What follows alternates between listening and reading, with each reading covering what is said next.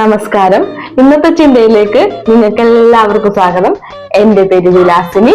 ഞാനിന്ന് പറയാൻ പോകുന്നത് നമ്മുടെ കുട്ടികളെ രാവിലെ എങ്ങനെ ഉണർത്തണം. സ്നേഹത്തോടെ വേണം നമ്മൾ നമ്മുടെ മക്കളെ രാവിലെ ഉണർത്താനായിട്ട്. അവരോട് മോശമായി എടാ എഴുന്നേക്ക്, എടി എഴുന്നേക്ക് അങ്ങനെയൊന്നും പറയാൻ പാടില്ല.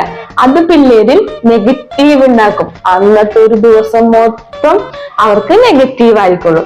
അതുകൊണ്ട് നമ്മൾ നല്ല സ്നേഹത്തോടെ മോനെ, ചക്കരെ, വാവേ, എഴുന്നേക്കടാ അങ്ങനെ വേണം നമ്മൾ നമ്മുടെ പിള്ളേരെ ഉണർത്താനായിട്ട്.